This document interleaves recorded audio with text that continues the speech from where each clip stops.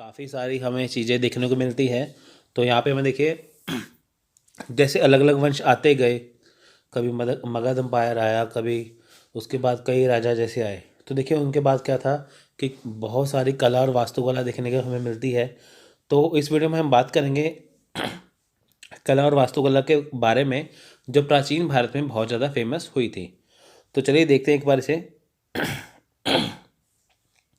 देखिए मूर्ति कला की कला, अब देखिए यहाँ पे मूर्ति कला की कला के बारे में यहाँ पे पढ़ेंगे। अब देखिए कला वास्तुकला में अब पहले हम स्टार्टिंग करेंगे मूर्ति कला से, फिर आगे जाके हम मंदिरों का जो निर्माण है, गुफा जो है, गुफाएं जो है, सब कुछ इसमें करेंगे। तो देखिए यहाँ पे हम बात करेंगे गंधार स्कूल ऑफ आर्ट के बारे में। तो इसके हम गंधार स्कूल ऑफ आर्ट का अलग लेक्चर बनाएंगे, उसके बाद मथुरा स्कूल ऑफ आर्ट का, उसके बाद अमरावती स्कूल ऑफ आर्ट का। तो देखिए यहाँ पे हम बात कर रहे हैं मूर्तिकला के बारे में। पहली बात देखते हैं कि मूर्तिकला की जो कला है वो क्या थी। देखिए प्राचीन भारत ने मूर्तिकला की कला में उल्लेखनीय प्रगति देखी। 3 महत्वपूर्ण स्कूल है, गंधार, मथुरा और अमरावती, प्राचीन भारत के दौरान बड़े हुए और आगे बढ़े। देखिए यहाँ पे क्या था, यहाँ पे देखा ना गंधार, मथुरा, ये 3 महत्वपूर्ण स्कूल है। स्कूल का यहाँ पे ये मतलब नहीं है कि ये कोई स्कूल था। स्कूल का मतलब ये है कि जहाँ पे एक तरह की मूर्तियाँ बनाई जाती हैं। जैसा होता है ना स्कूल में सभी बच्चों की जो ड्रेस होती है वो एक जैसी होती है। तो वैसा ही इसे स्कूल इसलिए कहा जाता है क्योंकि देखिए यहाँ पे जो मूर्तियाँ बनाई जाती थी वो एक जैसी बनाई जाती थी। यानी कि जिस जगह पे ऊपर एक ही स्टाइल में एक ही तरह की मूर्तियाँ बनाई जाएँ उसे कहते हैं स्कूल ऑफ आर्ट। तो यहाँ पे 3 तरह के थे, देखिए गंधार, मथुरा और अमरावती, और ये बहुत ही फेमस हो गए। इन स्कूलों में से प्रत्येक ने भारतीय मूर्तिकला के सबसे बड़े हिस्से में एक जगह पर कब्जा कर लिया और इसके विकास और पूर्ति के लिए योगदान दिया। अब देखिए यहाँ पे क्या था, हम गंधार स्कूल ऑफ आर्ट की बात करेंगे। देखिए गंधार कहाँ पे है, ये है अफगानिस्तान में। तो देखिए गंधार कला 500 ईसा पूर्व से 500 ईस्वी तक ये फैली। इसे कई नामों से देखिए पुकारा जाता है, जैसे ग्रीको रोमन, ग्रीको बौद्ध, इंडो ग्रीक आदि, क्योंकि यह स्पष्ट रूप से रोमन, ग्रीक या हेलेनिस्टिक कला के अंतर्ज्ञान को प्रदर्शित करता है। हेलेनिस्टिक कला वो कला होती है जिसके में क्या है कि जैसे जो कोई आर्ट होता है ना, जैसे जो कोई कला होती है, वो जो कला है उसके बनाने का तरीका वो है हेलेनिस्टिक आर्ट। अब देखिए यहाँ पे क्या था कि ग्रीको रोमन, ग्रीको बौद्ध, इंडो ग्रीक जो है ये किसके नाम है, गंधार स्कूल ऑफ आर्ट के नाम है, गंधार स्कूल के। तो देखिए यहाँ पे क्या था, रोमन भी थे, यहाँ पे ग्रीक भी थे, यहाँ पे कई तरह के जो हमें कला देखने को मिलती है, यानी कि हमें इनका मिक्सचर देखने को मिलता है, हेलेनिस्टिक आर्ट। ठीक है, तो इस कला के संरक्षण यूनानी नहीं थे बल्कि शक और कुषाण थे, जिन्होंने इस क्षेत्र में अपने हेलेनिस्टिक पूर्ववर्तियों की परंपरा और संस्कृति को आगे बढ़ाया और सुरक्षित किया। देखिए हम इसमें ऐसा नहीं कह सकते कि ये जो गंधार स्कूल ऑफ आर्ट था ये यूनानियों ने शुरू किया था, बढ़ाया था। ये असली में शुरू किया था शक और कुषाण ने, और उन्होंने ही जो अपनी कला थी उसको प्राचीन काल से लेकर आगे तक अपनी संस्कृति को आगे बढ़ाया। भारत के उत्तर पश्चिमी सीमांत क्षेत्र में इस कला को प्रवाहित किया जाता है और इस क्षेत्र को गंधार प्रदेश कहा जाता है, और इसलिए इसे गंधार स्कूल ऑफ आर्ट नाम दिया गया। अब देखिए इसे गंधार स्कूल ऑफ आर्ट क्यों कहा जाता है, क्योंकि देखिए ये जो कला थी ये उत्तर पश्चिमी, जो भारत का जो उत्तर पश्चिमी सीमांत जो क्षेत्र है उसमें ये कला जो फैली, और ये कहाँ पे फैली थी, ये फैली थी गंधार प्रदेश में, जिसकी वजह से इसे गंधार स्कूल ऑफ आर्ट कहा जाता है। इस कला पर हेलेनिस्टिक इन्फ्लुएंस निर्विवाद है। इसे ग्रीको रोमन या इंडो ग्रीक कला कहा जाता है। अब देखिए यहाँ पे क्या था, इसे ग्रीको रोमन या इंडो ग्रीक कला क्यों कहा जाता है। देखिए यहाँ पे क्या था, यहाँ पे जो ज़्यादातर जो कारीगर थे वो भारतीय ही थे, लेकिन देखें यहाँ पे क्या था, मिक्सचर था ना। यहाँ पे इसे ग्रीको रोमन कहा जाता था, इसे इंडो ग्रीक भी कहा जाता है, क्योंकि देखिए यहाँ पे क्या था, ये जगह ग्रीक की थी, यानी कि अफ़गानिस्तान वाला जो गंधार वाला जो एरिया है वो ग्रीक के अंडर ही यहाँ पे था। इसके वहाँ पे देखिए तकरीबन ग्रीक लोग ही यहाँ पे इनका कब्जा था, लेकिन वहाँ पे भारतीय भी थे, इसलिए इसे इंडो ग्रीक भी यहाँ पे कहा जाता है। तो इनका मिला जुला स्वरूप है। इसके अलावा यह बौद्ध धर्म से प्रेरित था। इसे ग्रीको बौद्ध कला भी कहा जाता है। अब देखिए गंधार स्कूल ऑफ आर्ट में मेन बात क्या थी, यहाँ पे जो थी गौतम बुद्ध की यानी कि बुद्धिज्म की यहाँ पे मूर्तियाँ बनाई जाती थी, जिसके लिए गंधार स्कूल ऑफ आर्ट और जो मथुरा स्कूल ऑफ आर्ट जो फेमस था। अब देखिए यहाँ पे क्या था, बौद्ध धर्म से प्रेरित था, यानी कि यहाँ पे बौद्ध धर्म की मूर्तियाँ बनाई जाती थी गौतम बुद्ध की। अब देखिए गंधार स्कूल ऑफ आर्ट की जो मूर्ति थी ना, यहाँ पे देखिए स्पेशली जो था वो सफ़ेद पत्थर का, इनकी वाइट मार्बल का इस्तेमाल होता था, और उनके जो बाल थे गौतम बुद्ध के वो करली बाल थे, और बहुत ही छोटे छोटे डिज़ाइन डालकर मूर्तियों को बहुत ही सफाई से बनाया जाता था। तो ये काफ़ी, इसमें देखिए यहाँ पे क्या था कि जो इनका जो चेहरे का एक्सप्रेशन था जो हमें देखने को मिलता है, वो एक ही एक्सप्रेशन देखने को मिलता है। और जो इसमें जो गौतम बुद्ध की जो मूर्तियाँ बनाई गई थी वो ग्रीक लोगों को उसमें जो फेस था उनका वो ग्रीक लोगों से मिलता जुलता था। गंधार स्कूल ऑफ आर्ट में क्या था, जो उनका फेस था वो ग्रीक लोगों से मिलता जुलता था, इसलिए। तो देखिए इंडो ग्रीक यानी कि ग्रीक का उनके ऊपर देखिए काफ़ी प्रभाव था। लेकिन मथुरा स्कूल ऑफ आर्ट में क्या था, जो उनका चेहरा था, जो उनका फेस था गौतम बुद्ध का मूर्तियों में, वो भारतीय चेहरा था। इस प्रकार इस कला की छाप मुख्य रूप से बौद्ध धर्म थी, और इसके निर्माता ज़्यादातर भारतीय थे, इसलिए इसे विदेशी कला द्वारा प्रेरित किया गया था। देखिए यहाँ पे क्या था, जो मूर्तियाँ बनाई जाती थी वो कौन बनाते थे, वो भारतीय बनाते थे, लेकिन इनके ऊपर देखिए विदेशी कला का बहुत प्रभाव था, जिसकी वजह से ये जो गंधार स्कूल ऑफ आर्ट की जो मूर्तियाँ हैं वो मथुरा स्कूल ऑफ आर्ट की मूर्तियों से काफ़ी अलग थी। गंधार स्कूल की कलाकृतियाँ बिमरान, हस्तनगर, सक्राधारी, शाहजी की ढेरी और तक्षशिला के विभिन्न स्थलों पर पाई गई है। यानी कि तक्षशिला के जो विभिन्न इलाके हैं यहाँ पे हमें गंधार स्कूल की जो कलाकृतियाँ हैं वो देखने को मिलती हैं। उनमें से ज़्यादातर को पेशावर और लाहौर के संग्रहालय में रखा गया था। अब देखिए यहाँ पे जो ज़्यादातर मूर्तियाँ थी ये पेशावर और लाहौर जो पाकिस्तान का एरिया है, जो उनका जो म्यूज़ियम है, जो संग्रहालय है, यहाँ पे इनकी मूर्तियाँ को रखा गया है देखने के लिए। और इनके कलाओं के बीच देखिए जो बुद्ध की जो छवि है वो सबसे अच्छे नमूने यहाँ पे देखने को मिलते हैं। अन्य शुरुआती नमूने बुद्ध की स्थायी छवि और खड़ी हरित आकृति है।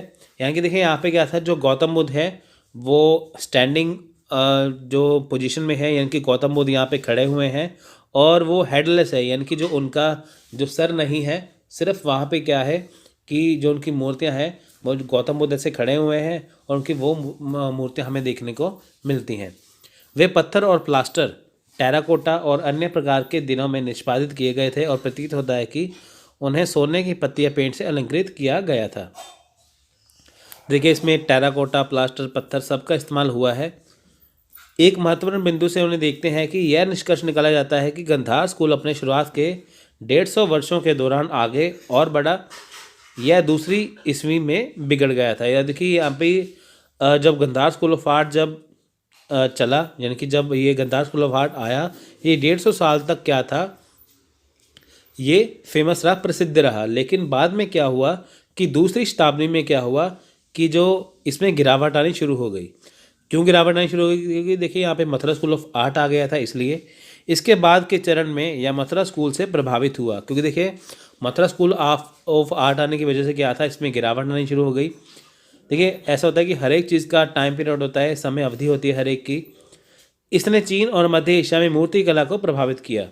अब देखिए जो गंधार स्कूल ऑफ आर्ट है, जो मूर्तियाँ थी, इसने देखिए चीन और जो मध्य एशिया में जो मूर्तियाँ बनाई जाती थी उसकी कला को भी प्रभावित किया, क्योंकि इनके जो डिज़ाइन थे, जो मूर्तियाँ बनाने की जो कला थी वो सबसे अलग थी।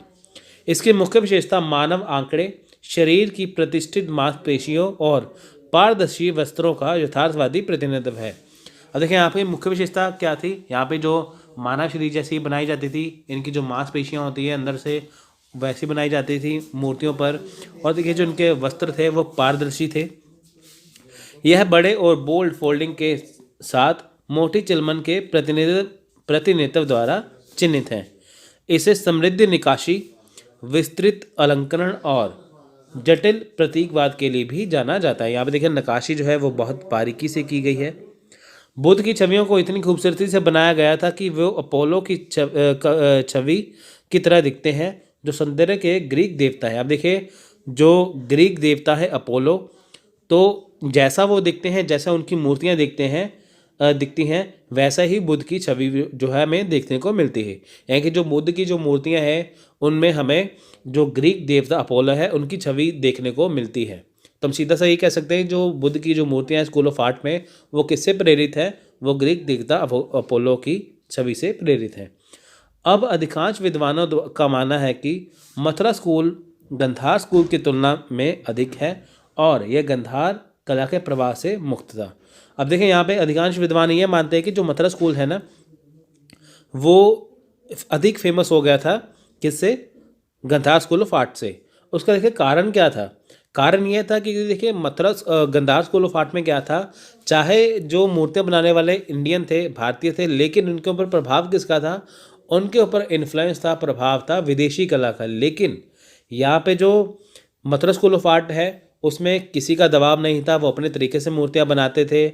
और उसमें क्या था, जो गौतम बुद्ध के जो चेहरे हैं, जो फेस है, उसका एक्सप्रेशन जो है, तो जिनकी जो भाव भंगिमाएँ हैं, वो हमें जैसे किसी में वो उदास है, किसी में प्रसन्न है, और ऐसे देखने को मिलती है मथुरा स्कूल ऑफ आर्ट में।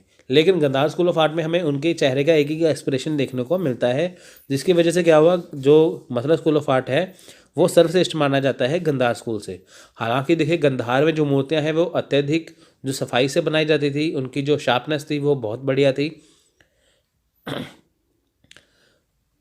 देखिए, फिर भी गंधार स्कूल ऑफ आर्ट को भारतीय मूर्ति कला के सर्वश्रेष्ठ स्कूल में से एक के रूप में मान्यता दी गई है, और बुद्ध के चित्र जो इनके संरक्षण में बनाए गए थे, भारतीय कला की सर्वश्रेष्ठ संपत्ति में से है। अब देखिए, फिर भी चाहे मथुरा स्कूल ऑफ आर्ट बाद में बहुत ज़्यादा अधिक प्रसिद्ध हो गया, लेकिन आज भी गंधार स्कूल ऑफ आर्ट की जो मूर्ति कला है उसे सर्वश्रेष्ठ जो है वो माना गया है। क्योंकि देखिए, यहाँ पे जो बुद्ध के जो चित्र हैं, जो उनकी मूर्तियाँ हैं, वो इनके संरक्षण में बनाए गए, और जो कि भारतीय कला की एक सर्वश्रेष्ठ संपत्ति में से एक है। Doctor E.L. बाशम टिप्पणी करते हैं कि गंधार स्कूल के बुद्ध यद्यपि गुप्त काल के लोगों की आध्यात्मिकता में कमी रखते थे, वे सौम्य, शालीन और दयालु थे, जबकि कुछ पट्टिकाएं विशुद्ध और ऊर्जावान हैं। मथुरा स्कूल ऑफ आर्ट के बारे में देखिए, इससे पहले लेक्चर में हम गंधार स्कूल ऑफ आर्ट के बारे में हमने बात की थी। आज हम बात करेंगे मथुरा स्कूल ऑफ आर्ट के बारे में। देखिए, जैसे कि मैंने आपको बताया कि स्कूल ऑफ आर्ट क्या होता है, कि जहाँ पे एक ही प्रकार की, एक ही तरह की, एक ही स्टाइल की मूर्तियाँ बनाई जाती हैं, उसे कहते हैं स्कूल ऑफ आर्ट। अब देखिए, जहाँ पे गंधार था, जो अफ़गानिस्तान का आज का जो कंधार है, जो एरिया है कंधार, वो कंधार के नाम से जाना जाता था अफ़गानिस्तान में। अब जैसे देखिए, मथुरा कहाँ पे? उत्तर प्रदेश में, जहाँ पे जो मूर्तियाँ बनाई जाती थी उसके नाम से ये मथुरा स्कूल ऑफ आर्ट यहाँ पे नाम पड़ा है। तो फ्रेंड्स देखिए, सबसे पहले आपको यहाँ पे एक और बात बता देता हूँ। देखिए, क्लियर कर देते हैं कि जो गंधार स्कूल ऑफ आर्ट था ना, वहाँ पे क्या था कि गौतम बुद्ध की, यानी कि बुद्ध धर्म से संबंधित जो मूर्तियाँ बनाई गई थी। लेकिन मथुरा स्कूल ऑफ आर्ट में क्या है, यहाँ पे बौद्ध, जैन और हिंदू धर्म से संबंधित जो है वो मूर्तियाँ बनाई गई हैं। ठीक है फ्रेंड्स, बौद्ध, जैन और हिंदू धर्म से संबंधित। तो चलिए शुरू करते हैं। देखिए, मथुरा यानी कि उत्तर प्रदेश में विकसित होने वाली कला को मथुरा विद्यालय या मथुरा स्कूल ऑफ आर्ट कहा जाता है। ये 150 से 300 ईस्वी में हुई है। इसकी उत्पत्ति दूसरी शताब्दी ईसा पूर्व के मध्य में हुई। यानी कि देखिए कि जिसकी उत्पत्ति कब हुई थी? दूसरी शताब्दी ईसा पूर्व के मध्य। आप देख सकते हैं ना कि 100 और 200 के बीच में जो 115 की 150 है, तब से इसकी शुरुआत हुई है। यानी कि दूसरी शताब्दी का हाफ हो गया ना, मध्य हो गया, तो उसमें शुरुआत हुई है। लेकिन पहली शताब्दी ईस्वी में ही इसकी वास्तविक प्रगति शुरू हो गई थी। हालांकि देखिए, ऐसा माना जाता है कि इसकी जो प्रगति है वो दूसरी शताब्दी के मध्य से शुरू हुई, लेकिन इसकी जो वास्तविक प्रगति है वो पहली शताब्दी से ही शुरू हो गई थी। यह सदियों से हमारे यहाँ था और मूर्ति कला के सबसे बड़े स्थान में सर्वोच्च स्थान हासिल किया। देखिए, सदियों से हमारे यहाँ था, ऐसा नहीं है। देखिए, दूसरी शताब्दी ईसा पूर्व के मध्य में यह क्या हुआ था, इसको ये हुई थी, वहाँ पे फेमस हो गई थी। लेकिन ये पहले ही हमारे यहाँ से सदियों से था। यानी कि मूर्ति बनाने की कला जो पहले से थी, लेकिन इस समय में ये बहुत ज़्यादा प्रसिद्ध हो गई थी। तो मूर्ति कला के स्थान में देखिए इसे सबसे उच्च स्थान मिला, क्योंकि यहाँ पे मैंने आपको जैसे बताया ना कि हिंदू, बुद्ध और जैन धर्म की मूर्तियाँ मिली। देखिए आपको पता है कि जो मथुरा है वो भगवान कृष्ण से संबंधित है, लेकिन खास बात नोट करने वाली यहाँ पे ये है कि यहाँ पे कृष्ण भगवान की एक भी मूर्ति नहीं मिली। तो बौद्ध, हिंदू और जैन धर्म से संबंधित यहाँ पे मूर्तियाँ मिलती हैं, लेकिन हिंदू धर्म से संबंधित जो है वो कृष्ण की मूर्ति यहाँ पे मिली नहीं है। तो एग्ज़ाम में आपको क्वेश्चन आ जाए, बताइए कि हिंदू धर्म से संबंधित किस देवता की मूर्ति नहीं मिली है मथुरा स्कूल ऑफ आर्ट में, तो वो है भगवान श्री कृष्ण। क्योंकि आप देखिए मथुरा कृष्ण से संबंधित है, लेकिन उनकी मूर्ति यहाँ पे नहीं मिली। यह इतना लोकप्रिय था कि बाद के स्तर पर जो चित्र बनाए गए थे वो तक्षशिला और यहाँ तक कि पश्चिम में मध्य एशिया और पूर्व में श्रावस्ती और सारनाथ को निर्यात किए गए थे। आप देखिए कि ये इतना लोकप्रिय हो चुका था कि जहाँ पे जो चित्र बनाए गए थे, यानी कि जहाँ यहाँ पे मथुरा स्कूल ऑफ आर्ट में क्या था, जो यहाँ पे मूर्तियाँ बनाई गई थी और बाद में क्या था कि उन्हें तक्षशिला में और पूरा मध्य एशिया में, तक्षशिला देखिए आज का जो पाकिस्तान में जो एरिया है, पंजाब पाकिस्तान में एरिया है तक्षशिला का, और वहाँ पे और पूरा मध्य एशिया में यहाँ से क्या था, मूर्तियों को निर्यात किया गया था।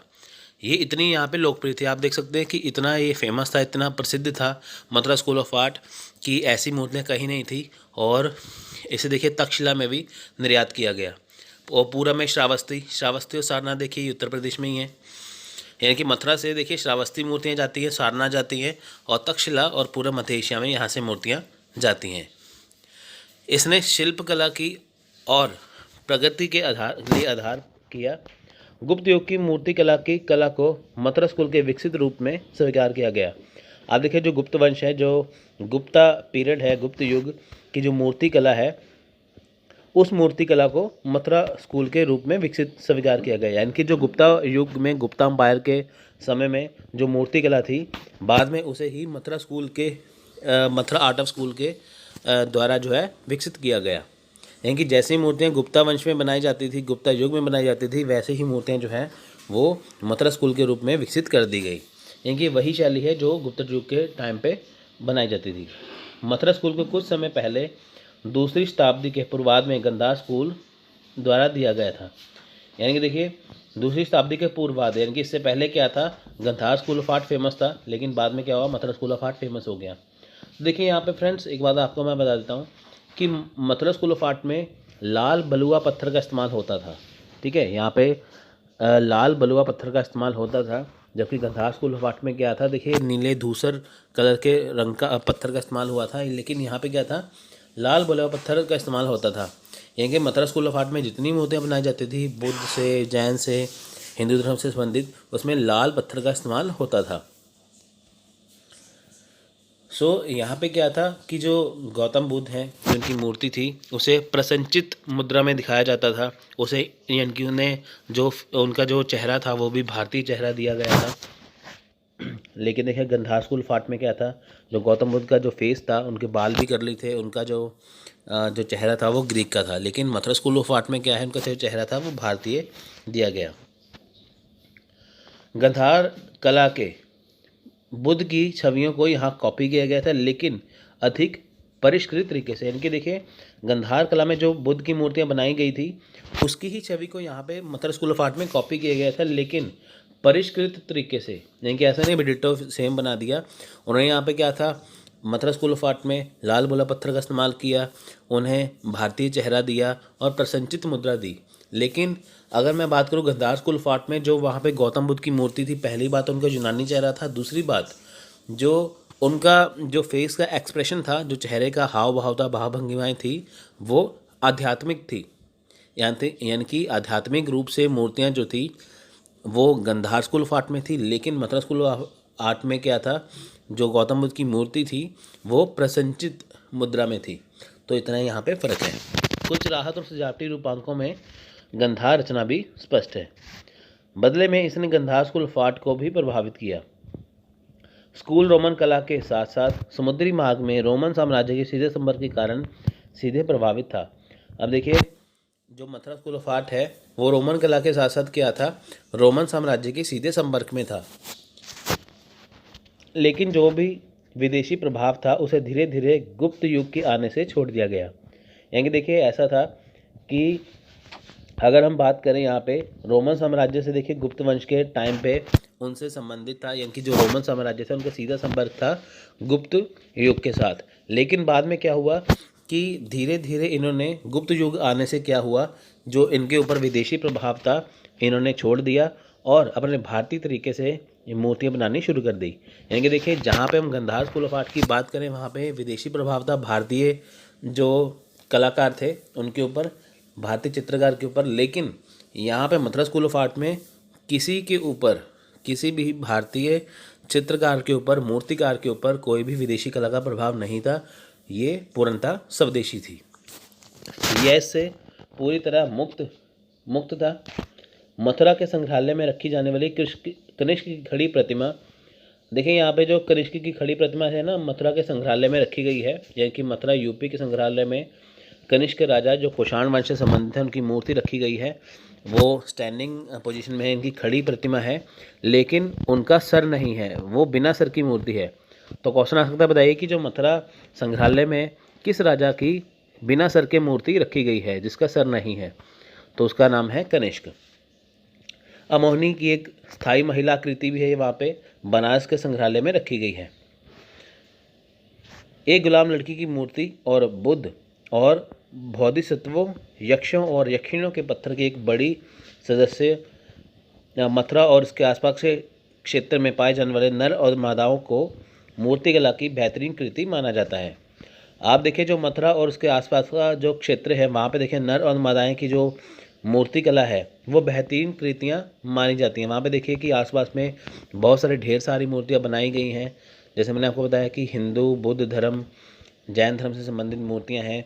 वहाँ पे देखिए कि उसके अलावा बोधिसत्वों की मूर्तियाँ हैं, यक्ष यक्षिणी की पत्थरों से मूर्तियाँ बनाई गई हैं, नर मादाओं की मूर्तियाँ बनाई गई हैं। यानी कि वहाँ पे मूर्तिकला जो है वो काफ़ी उसका अच्छा नमूना देखने को मिलता है।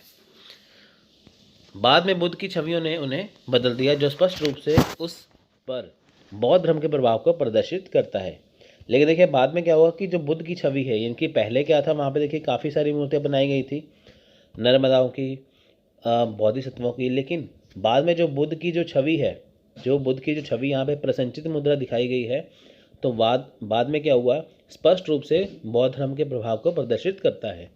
यानी कि बौद्ध धर्म कैसा था, लोग उनसे कैसे संबंधित थे, ये किससे पता चलता है? ये इनकी मूर्तिकला से संबंधित, मूर्तिकला से पता चलता है।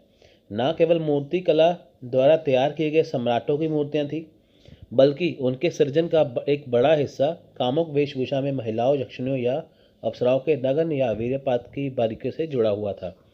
देखिए यहाँ पे क्या था कि मूर्ति कला जो थी वहाँ पे सम्राटों की मूर्तियाँ थी, उनका जीवन कैसा था, तो सब कुछ यहाँ पे मूर्ति के रूप में दिखाया गया है।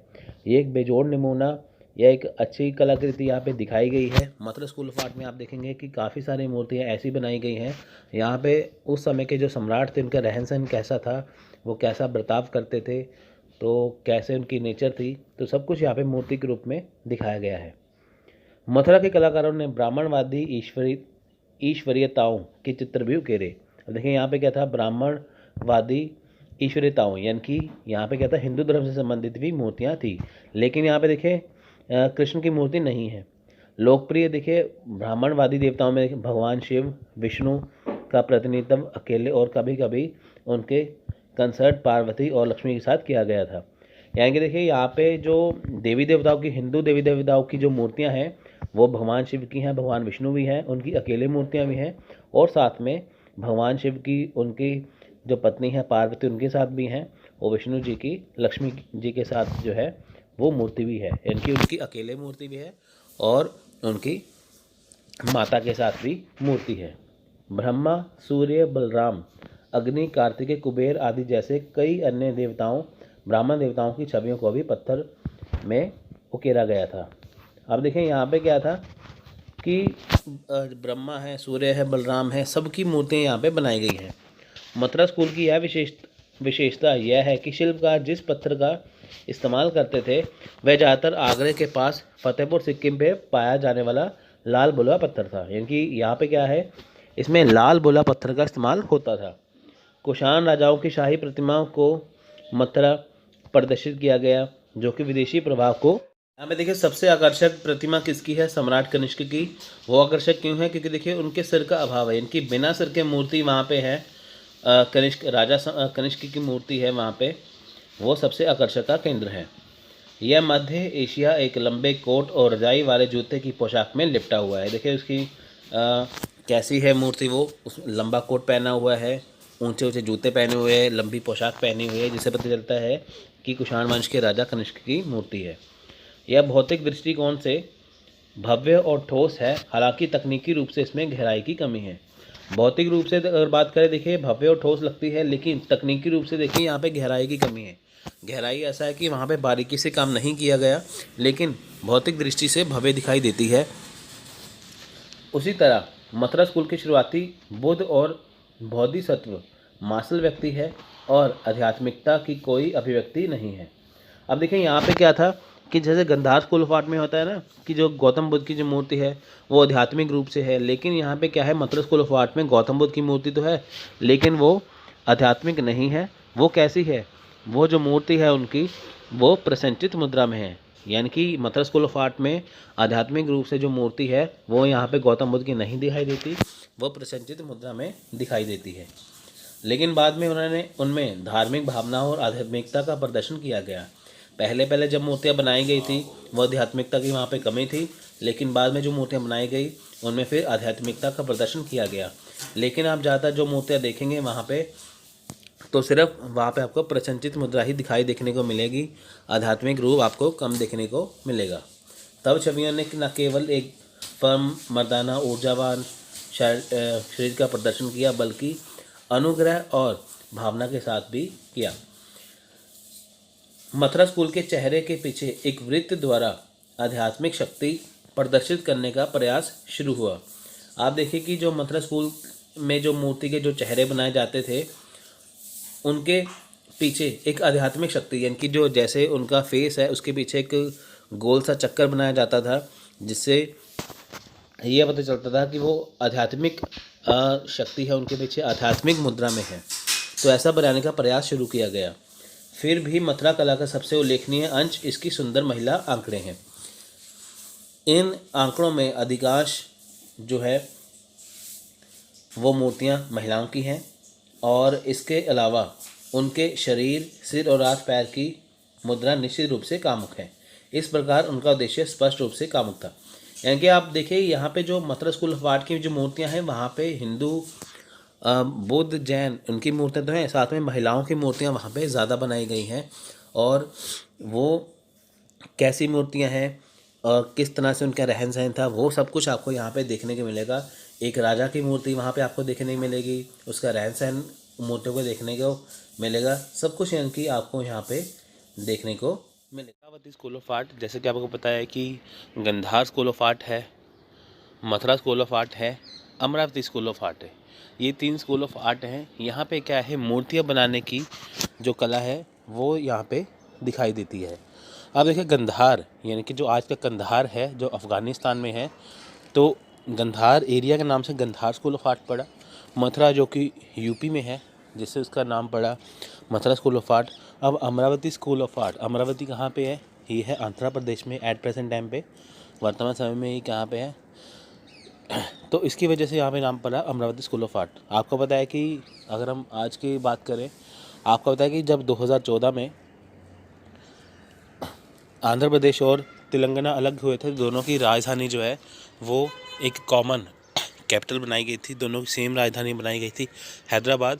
और 2024 में यानी कि 10 साल बाद क्या होगा कि अमरावती जो है वो आंध्र प्रदेश की राजधानी बन जाएगी। सो फ्रेंड्स, इसको आप जो अमरावती है ये अभी राजधानी बनेगी आंध्र प्रदेश की, तो ये वही वाली अमरावती है। तो इसके इतिहास के बारे में हम आज जानेंगे कि यहाँ पे जो स्कूल ऑफ आर्ट कैसा था।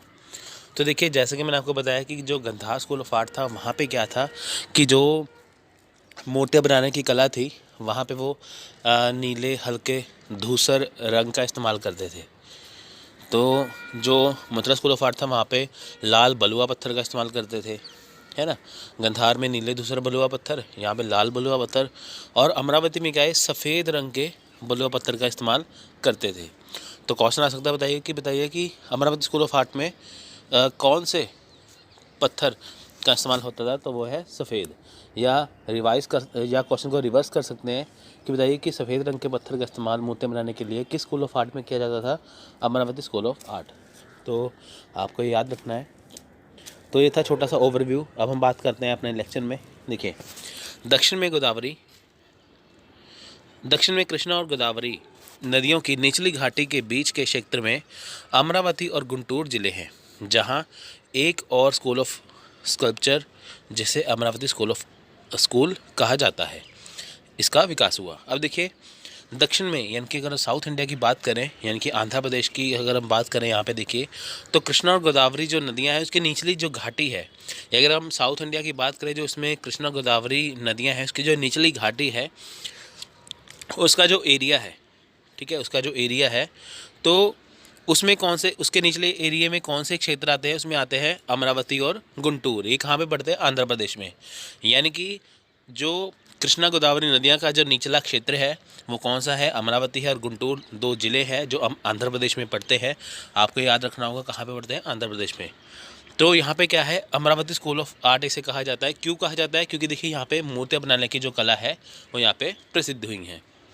तो देखिए, स्कूल ऑफ आर्ट, जैसे कि मैंने आपको हर लेक्चर में बताया है कि स्कूल ऑफ आर्ट उसे कहते हैं जहाँ पे क्या है, मूर्तियाँ एक जैसी बनाई जाती हैं। अमरावती में एक जैसी मूर्तियाँ बनाई जाना, Amaravati school of art. Gandhara शैली में एक जैसी मूर्तियाँ बनाई जाना, गंधार स्कूल ऑफ आर्ट। और जो मथुरा स्कूल ऑफ आर्ट में मूर्तियाँ बनाई जाना, एक जैसा आर्ट। ठीक है, तो मूर्तियाँ बनाने की कला को ठीक है, मूर्तियाँ बनाने की कला को क्या कहते हैं, अमरावती स्कूल ऑफ आर्ट। यह क्षेत्र 2री शताब्दी ईसा पूर्व के रूप में बौद्ध धर्म का एक महत्वपूर्ण केंद्र बन गया। अब देखिए, यह क्षेत्र कौन सा था, ये 2री शताब्दी ईसा पूर्व, यानी कि जब 2री शताब्दी ईसा पूर्व आई तो उसमें क्या था कि यह बौद्ध धर्म के रूप में क्या था, एक महत्वपूर्ण केंद्र बन गया था, और उसने इस विद्यालय को पहला प्रोत्साहन प्रदान किया। यानी कि जो अमरावती का जो एरिया है वहाँ पे जो मूर्तियाँ बनाने की शुरुआत हुई थी, उसका कारण क्या था, देखिए कि ये एक 2री शताब्दी के पूर्व में क्या था, एक बौद्ध धर्म का केंद्र बन गया था। अब आप देखिए कि अमरावती हो, मथुरा हो या गंधार हो, वहाँ पे मूर्तियाँ बनाने की, आप देखिए भारत में इतने सारे ज़िले हैं, इतने सारे जगह हैं, वहाँ पे क्यों नहीं बनी, क्योंकि देखिए वहाँ पे बौद्ध धर्म का इतना प्रचार नहीं था, लेकिन इन जगह पे ज़्यादा प्रचार था। तो जिसकी वजह से क्या हुआ, इसके ये केंद्र बन गए थे, तो जिसकी वजह से क्या हुआ कि यहाँ पे बुद्धिज़्म की मूर्तियाँ बनानी शुरू हो गई। देखिए, इसके बाद क्या हुआ, 2री शताब्दी ईसा पूर्व के मध्य तक यह परिपक्व हो गया और सुंदर मूर्तियाँ बनाई गई।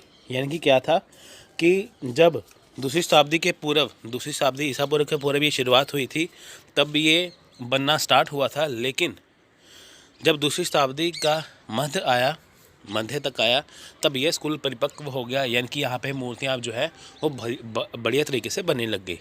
यानी कि 2री शताब्दी पूर्व से क्या था, यहाँ पे शुरुआत हुई थी, मध्य तक आते थे, यानी कि जब कुछ साल बीते तब क्या था, यहाँ पे मूर्तियाँ अच्छी बनने लग गई और सुंदर मूर्तियाँ बनाई जाने लग गई।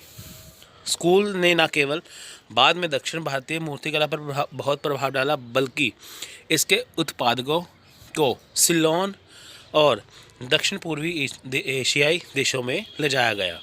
इसने उन देशों की मूर्तिकला को भी प्रभावित किया। अब देखिए, इसने क्या किया, इसने ना केवल दक्षिणी भारतीय मूर्तिकला, यानी कि देखिए ये जो अमरावती स्कूल ऑफ आर्ट है, आंध्र प्रदेश में पड़ता है, ये दक्षिण भारत की कला है, और इसको देखते हुए ना केवल इसने दक्षिण भारतीय मूर्तिकला पर बहुत प्रभाव डाला, बल्कि इसने सिलोन यानी कि आज का श्रीलंका का पुराना नाम सिलोन था उस टाइम पे, तो आज श्रीलंका कहते हैं। तो श्रीलंका हो गया, और साथ में दक्षिण पूर्वी एशियाई जो देश हैं, तो वहाँ पे आप देखेंगे, ठीक है, उस देशों में भी इसे ले जाया गया। इसने उस देश की मूर्तिकला को भी प्रभावित किया। आप इसे अंदाज़ा लगा सकते हैं कि अमरावती स्कूल ऑफ आर्ट की मूर्तियाँ कितनी अच्छी और कितनी बढ़िया भव्य बनाई गई थी, कि जिसने बाकी जो दक्षिण भारतीय मूर्तिकार थे उनके ऊपर प्रभाव डाला, है ना। तो श्रीलंका हो गया, दक्षिण पूर्वी मध्य देश है, वहाँ पे भी बहुत प्रभाव डाला, क्योंकि ऐसी मूर्तियाँ वहाँ पे कहीं नहीं बनती थी, सिर्फ अमरावती स्कूल में, आप स्कूल ऑफ आर्ट में बनती थी। अमरावती स्कूल बरहूत, गया, सांची के पूर्व कलाओं के बीच एक कड़ी के रूप में काम करता है, और दूसरी ओर गुप्त और पल्लव कला। अब देखिए, बरहूत में स्तूप है, ठीक है, बरहूत में स्तूप है बुद्धिज़्म का, बौद्ध धर्म का, गया में है, सांची में है, यानी कि ये 3 एरिया है जहाँ पे क्या है, बौद्ध धर्म के स्तूप है, गौतम बुद्ध के यहाँ पे स्तूप हैं। आप सांची स्तूप की बात करेंगे तो ये सांची स्तूप में क्या है कि अब वो पहले वाला स्तूप नहीं है। अब देखिए, वहाँ पे स्तूप की कोई जगह ही नहीं है, ठीक है। पहले जहाँ पे स्तूप बनाया गया था, अब वहाँ पे एक आप देखेंगे कि कुछ ही थोड़ा सा पार्ट वहाँ पे, बाकी सारी जो एरिया है सांची का, ठीक है। पहली बात, ठीक है, सांची का जो एरिया देखिए मध्य प्रदेश में पड़ता है ये वाला, ठीक है। तो देखिए, सांची वाला जो एरिया है जहाँ पे स्तूप बनाया गया था, अब इसे कलकत्ता के एक म्यूज़ियम में रखा गया है, ठीक है। कलकत्ता एक संग्रहालय में, एक म्यूज़ियम में रखा गया है सांची स्तूप को। तो उस टाइम पे देखिए, जब ये बना था, अब ये नष्ट हो चुका है, तो वहाँ पे जितने इसके अवशेष थे, जितने भी पार्ट था सांची स्तूप का, मध्य प्रदेश अब ये कलकत्ता के म्यूज़ियम में रखा गया है। अब देखिए, बरहूत, गया, सांची का जो यहाँ पे एरिया है जहाँ पे स्तूप बनाए गए थे, तो देखिए अमरावती जो स्कूल ऑफ आर्ट है ये एक कड़ी के रूप में काम करता है, यानी कि यहाँ पे जो मूर्तियाँ बनाई गई, यहाँ पे जो चीज़ें बनाई गई थी, इसको ध्यान में रखते हुए अमरावती स्कूल ऑफ आर्ट में काफ़ी अच्छी अच्छी मूर्तियाँ बनाई गई। तो दूसरी ओर देखिए, ये गुप्त कला और पल्लव कला के बीच में क्या है, एक कड़ी का काम करता है।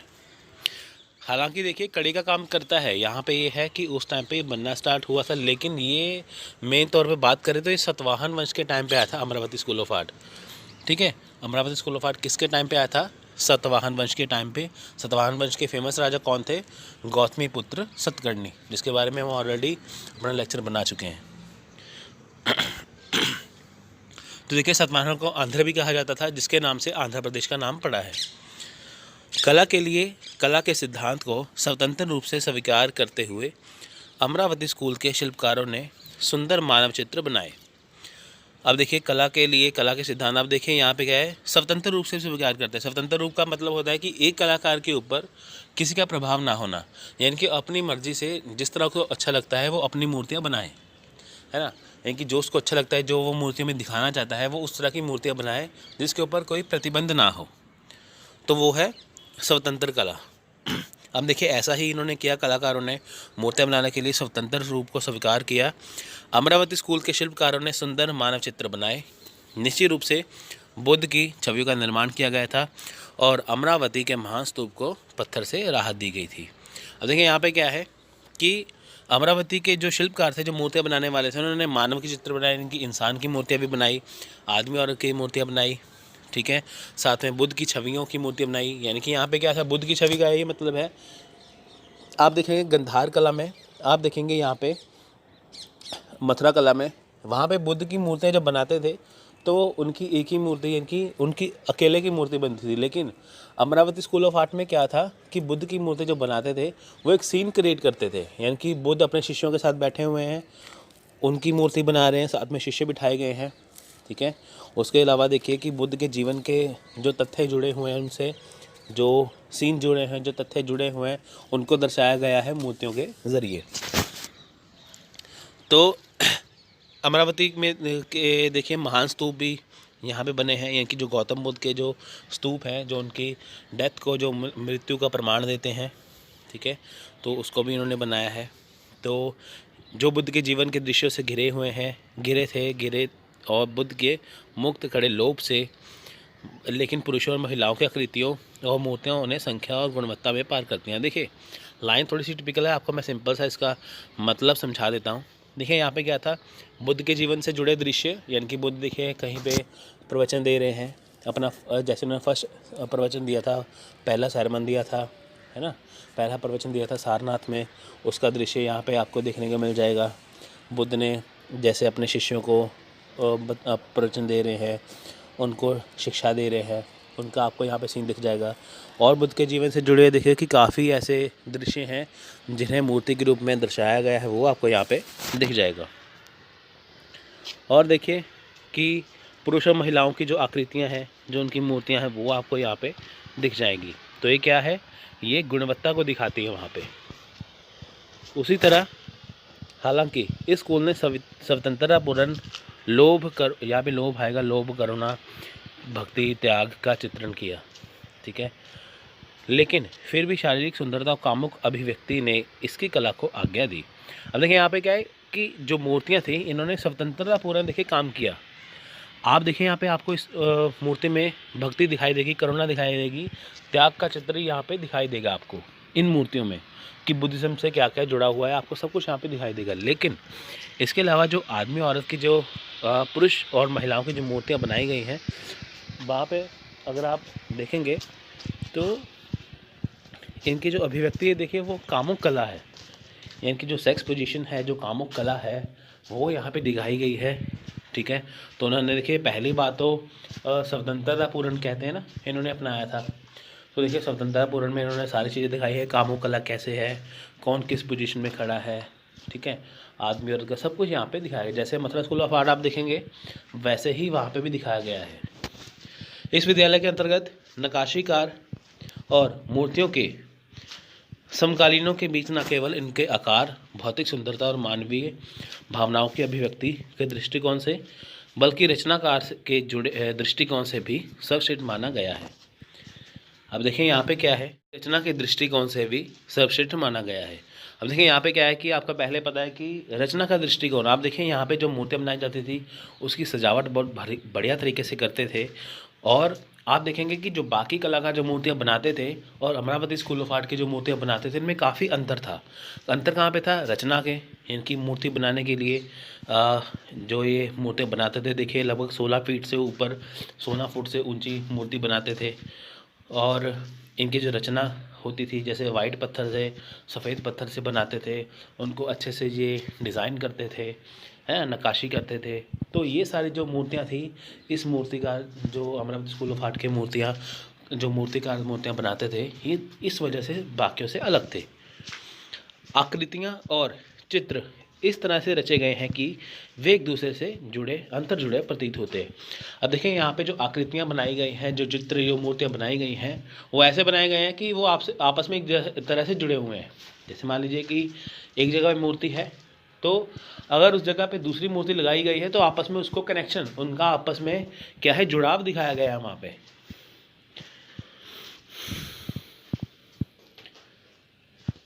उसके बाद देखिए यहाँ पे और एक दर्शक के सामने मौजूद होते हैं, ना कि अलग अलग आकृतियाँ और चित्र, बल्कि एक दृश्य या घटना को चित्रित करके उसे एक अच्छी तरह से रचित पेंटिंग द्वारा दिखाया जाता है। हम देखिए यहाँ पे क्या है कि यहाँ पे जो मूर्तियाँ बनाई गई हैं वो उनका आपस में कनेक्शन है। ऐसा नहीं कि एक मूर्ति यहाँ पे बुद्ध की लगा दी, एक वहाँ पे किसी और की लगा दी, ऐसा नहीं है। अगर वहाँ पे मूर्तियाँ इस हिसाब से बनाई गई हैं कि ताकि उनका आपस में कोई संबंध दिखाया जा सके आपस में, ठीक है। अब आप जैसे मूर्तियाँ वहाँ पे देखेंगे तो आप इंटरनेट से देख सकते हैं, लगा देख के जैसे मूर्तियाँ वहाँ पे देखेंगे, आपको वहाँ पे एक जुड़ाव दिखाई देगा कि वो क्या कहना चाह रहे हैं मूर्तियों के ज़रिए। अमरावती की कला स्पष्ट रूप से प्राकृतिक और कामुक है। अलग अलग मूड और पोज, जैसे खड़े होना, बैठना, झुकना, उड़ना, डांस करना आदि, महिलाएं इसकी सबसे अच्छी रचना है। देखिए यहाँ पे क्या है, ये प्राकृतिक है और कामुक है, ठीक है, कामुक कला है। तो यहाँ पे क्या है, अलग अलग मूड है, महिलाओं के दिखाए गए हैं, पोज दिखाए गए, जैसे वो कहीं पे खड़े हैं, कहीं पे बैठे हैं, तो कहीं पे उड़ रहे हैं, कहीं पे डांस कर रहे हैं। ये सारी क्या चीज़ें हैं, ये महिलाओं की सबसे अच्छी रचना वहाँ पे दी गई है। ऐसा नहीं कि सिर्फ वहाँ पे बैठे मूर्तियों को दिखा दिया बस। तो वहाँ पे क्या है, अलग अलग पोज में मूर्तियाँ बनाई गई हैं जो आज भी मौजूद हैं। आप देखिए कितने हज़ारों सालों से वहाँ पे मूर्तियाँ पड़ी हुई हैं। यक्षिणी के रूप में नृत्य करने वाली लड़कियों के पूर्ण स्तन, भारी होंठ और जीवन मास और असीम प्रेम, अनुग्रह और सुंदरता का प्रदर्शन करते हैं। यहाँ तक कि पुरुषों, जानवरों और वनस्पतियों का भी शान से भी व्यवहार किया गया है। देखिए ऐसा नहीं है कि वो सिर्फ गौतम बुद्ध की मूर्तियाँ बना रहे हैं, महिलाओं की मूर्तियाँ बना रहे हैं, लेकिन इसके अलावा अगर वो जानवरों की मूर्तियाँ बना रहे हैं, अगर वो पुरुषों की मूर्तियाँ बना रहे हैं, किसी की भी मूर्ति बना रहे हैं, तो वो बहुत अच्छे से उसको डिफ़ाइन किया गया है, बहुत अच्छे से उसे दिखाया गया है। यानी कि उनका फोकस सिर्फ इन्हीं पे नहीं था, उनका फोकस था अगर वो कोई भी मूर्ति बनाए तो वो अच्छी लगे। और यहाँ तक कि 16 फीट से अधिक की छवियों आंकड़े बनाए गए थे। 16 फीट की मूर्ति यहाँ पे बनती थी। यहाँ मथुरा की तुलना में स्त्री सौंदर्य को अधिक सफलतापूर्वक चित्रित किया गया है। देखिए यहाँ पे मथुरा में भी क्या था, महिलाओं की मूर्ति बनाई गई है, लेकिन यहाँ पे अमरावती स्कूल ऑफ आर्ट में क्या है, उसे और अच्छे तरीके से दिखाया गया है। इसके मुख्य केंद्र अमरावती, नागार्जुनकोंडा, जग्गेपेटा थे। इसके कलाकारों ने मुख्य रूप से आकृति और चित्रों के निर्माण के लिए सफ़ेद संगमरमर का इस्तेमाल किया। तो क्वेश्चन बहुत इंपॉर्टेंट है, कौन सा पत्थर रहा, सफ़ेद संगमरमर, कहाँ के एरिया है, अमरावती, नागार्जुनकोंडा और जगपटा। मथुरा और अमरावती के स्कूल ने मूर्ति कला में उस अध्याय को बंद कर दिया जो बरहूत, गया और सांची में शुरू हुआ। आप देखिए जो बरहूत है, गया है, जो सांची है, ये क्या है, यहाँ पे क्या है, आप देखेंगे स्तूप बने हुए हैं बुद्ध धर्म के यहाँ पे स्तूप बने हुए हैं। लेकिन देखिए जो उस टाइम पे स्तूप बनाने के लिए जो कला थी, स्तूप बनाने के लिए ये सारी उन्होंने वहाँ पे क्या है, उस अध्याय को बंद कर दिया। उन्होंने अपने स्टाइल से मूर्तियाँ बनाई। यानी कि मथुरा स्कूल ऑफ आर्ट और अमरावती स्कूल ऑफ आर्ट जब आया, इन्होंने बरहूत, गया और सांची में जो जैसे जैसे मूर्तियाँ बनती थी उस स्टाइल को इन्होंने हटा दिया और अपने स्टाइल से मूर्तियाँ बनानी शुरू कर दी। मथुरा के स्कूल ने एक इंसान को केवल एक अलग इकाई के रूप में स्वीकार किया और कला के माध्यम से शारीरिक सुंदरता के चित्रण पर जोर दिया। अब देखिए जो मथुरा स्कूल ऑफ आर्ट था, गंधार में क्या था, बुद्ध की मूर्तियाँ बनती थी। लेकिन जब मथुरा स्कूल ऑफ आर्ट आया, इन्होंने इंसान की मूर्तियाँ बनाई, पुरुष की मूर्तियाँ बनाई और साथ में महिलाओं की मूर्तियाँ बनाई। ठीक है, उनका शरीर का आकार कैसा है, शारीरिक सुंदरता कैसी है, वो अपनी मूर्तियों में दिखाया। तो ऐसा ही सेम काम अमरावती ने किया। अमरावती स्कूल ने भी ऐसे किया, जो मानवीय शरीर की जो सुंदरता है उसको दिखाया। जबकि मथुरा स्कूल स्पष्ट रूप से कामुक इच्छाओं को प्रदर्शित करने में विफल रहा, अमरावती स्कूल उसमें सफल रहा। अब देखिए यहाँ पे मथुरा स्कूल में क्या था और अमरावती में क्या था, शारीरिक सुंदरता दिखाई गई थी। लेकिन जो कामुक कला थी मथुरा स्कूल में हमें कम दिखाई देती है, जबकि अमरावती स्कूल में ज़्यादा दिखाई देती है। जिससे पहली बार भारतीय शिल्पकला मनुष्य की शारीरिक और भावनात्मक आवश्यकता के करीब आई। अब तक भारतीय कला एक नए चरण में पहुंच गई थी, जिसमें शारीरिक, कामुक और भावनात्मक तत्वों को अभिव्यक्ति मिली। इसलिए कला का प्राथमिक उद्देश्य अब धर्म नहीं बल्कि मानव सेवा है। कला किसी भी समाज का आईना होता है। कला में दृष्टिकोण का परिवर्तन सामान्य रूप से समाज के दृष्टि में परिवर्तन का एक हिस्सा था। अब देखिए यहाँ पे क्या है कि अब क्या है, नज़रिया बदल चुका था कलाकारों का। अब वो मनुष्य की शारीरिक और भावनाएं जो होती हैं वो जानने लग गए थे कि कैसी होनी चाहिए, जिससे वो मूर्तियाँ बनाते थे। जैसे इंसान की इच्छा होती है वो उस हिसाब से मूर्तियाँ बनाते थे। इससे क्या था कि जो उनका भावनात्मक रिश्ता था और जो शारीरिक जो उनकी आवश्यकताएं थी वो मूर्तियों के जरिए उनको करीब आई। यानी कि वो समझने लगे कि इंसान की ज़रूरत अब क्या होनी चाहिए। उसके बाद देखिए कि आप देखेंगे जो कला का प्राथमिक उद्देश्य अब धार्मिक मूर्तियाँ नहीं था। ऐसा नहीं था कि बस वो कला बना रहे हैं भगवान की मूर्तियाँ बना के। ठीक है, जैसे गंधार में बुद्ध की मूर्तियाँ थी, मथुरा में बुद्ध के साथ हिंदू धर्म की मूर्तियाँ थी। ऐसा नहीं था कि वो सिर्फ धार्मिक मूर्तियाँ बनाए, उन्होंने साथ में क्या था, मानव यानी कि मनुष्य की मूर्तियाँ भी बनाना स्टार्ट की थी, कि ताकि वो भगवान के साथ साथ सारी तरह की मूर्तियों को दिखाए। देखिए कला किसी भी समाज का आईना है, बिल्कुल सही है। हमारे समाज में क्या हो रहा है हम एक कला से देख सकते हैं।